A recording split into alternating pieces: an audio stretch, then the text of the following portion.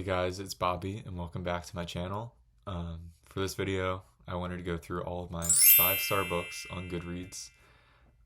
I've been reading books, I've been reading books my whole life, but literature, a lot of different types of books, pretty frequently or consistently for about the past 5 years. And there have been 8 books that I consider 5-star reads. All of these books I'd say do have a lot of like literary merit, but it doesn't really have anything to do with that. It's just how much I enjoyed it at the time. So I think with some of these, it's been a while since I've read a lot of them. Over the past 5 years, maybe I've forgotten a lot of the details. But I would definitely recommend all these books. So we're about to get into all 8 of them. So the first book on this list is one that you might have seen. But this is the book that got me back into reading. My dad recommended me this, and it's All the Light We Cannot See by Anthony Doerr. If you haven't heard of this book, it's about this blind girl who lived in Paris during World War II, and also it has another narrative of this boy who lives in Nazi Germany, and it goes like over years. It shows the progression of the war, when Paris was taken over, and shows both the characters aging. And yeah, I really like the message of this book. It's kind of simple. No, they're on opposite sides of the war. They have a lot in common, which I found really, interesting to read. So my next book is maybe the most out of place among this list, but I think it's as great as the rest of the books on this list, and it is My Year of Rest and Relaxation by Ottessa Moshfegh. I see a lot of debate on like Book Talk about whether this book is good or not. And I understand the critiques of it because it is a very unlikable narrator. This book is basically about this woman who decides to sleep for an entire year, and she has this belief that when she wakes up from this hibernation, she will be made like anew and refreshed. She's not a very good person. She doesn't treat people very well. But there's parts of her that I think everyone can kind of relate to, whether they like it or not. And this book got me really into the rest of Ottessa Moshfegh's books. I think a few of them definitely could have made this list, like Eileen. But I only wanted one of her books on this list, so I went with this one. One of my favorite parts of it is that it takes place in New York, like right before 9/11. So, there's a lot to kind of analyze there. I don't want to spoil it. Like what America is pre and post 9/11. There's certainly, and what New York is. It certainly covers New York, like pre and post 9/11. New York was definitely like forever changed because of 9/11. So I find that really interesting, to look at a historical event that was a long time ago, but really not that long ago, and analyze its characters and how they changed. I found that really interesting, and that's why I liked this book. This next book is one that I'd probably recommend the most, and it is East of Eden by John Steinbeck. This book is about 2 families that live in the Salinas Valley in California, and it just goes through their lives, multiple generations. It kind of mirrors, or it's an allegory for the book of Genesis, just specifically, Cain and Abel in the book of Genesis of the Bible. It's really beautiful, and I liked how a lot of the events kind of repeated each other. This family just keeps repeating its problems and repeating them, and this is no notes, really. I've read some of John Steinbeck's other books, which are good. I read Grapes of Wrath, which is good, but I think this is just his best, and I'd recommend it. This next book is one that I really wasn't expecting to like as much as I did, and it's Cat's Cradle by Kurt Vonnegut. With this one, I'm starting to see where I haven't read this in a while, but from what I can remember about it is that it's towards the end of the book. I guess I don't want to spoil it, but it's kind of existential at points and very absurd. You have this main, the protagonist is a little bit wacky, but it's in this very strange world, um, or in this strange setting, I should say. I thought it was really funny. This is the funniest book on this list, but it's a lot of good message about um, the end of the world, which is maybe my favorite topic in literature. This next book is one that I really love for its setting, and it's The Secret History by Donna Tartt. Um, this kind of, I don't want to say invented, the dark academia vibe, but it definitely did.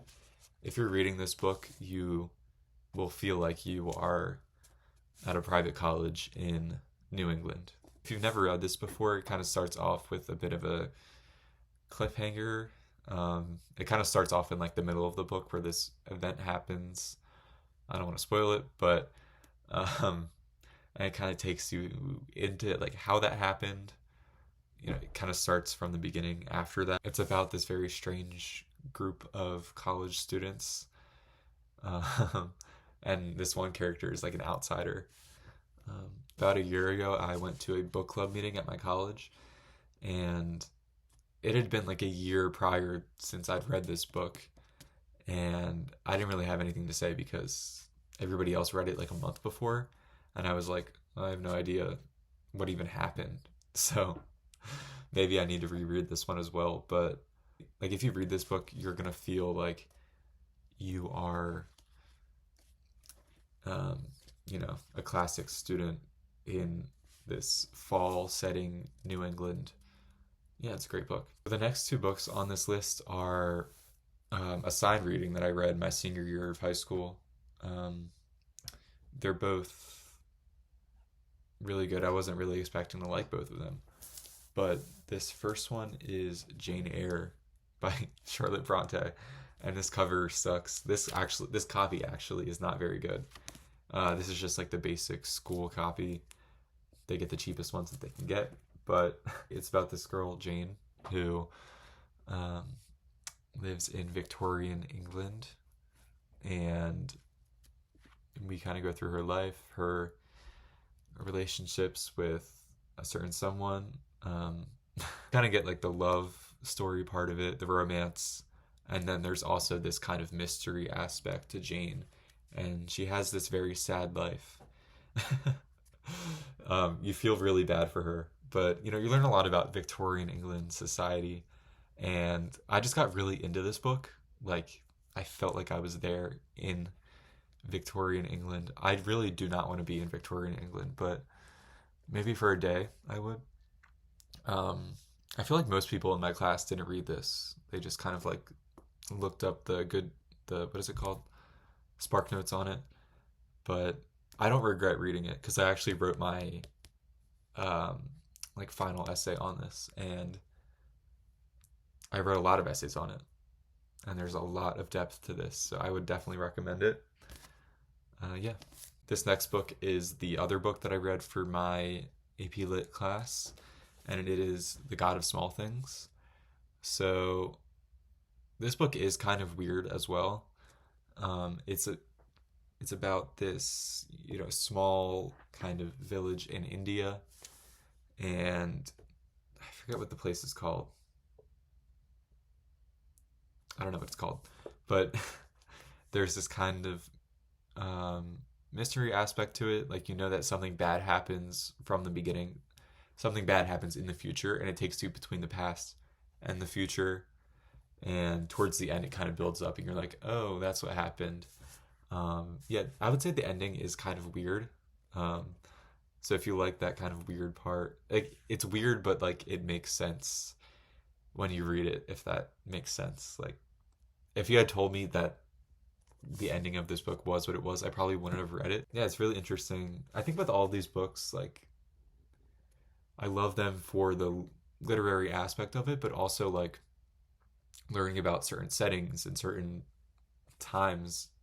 So with this, you learned a lot about what India was like in the late 60s, still having that kind of British influence.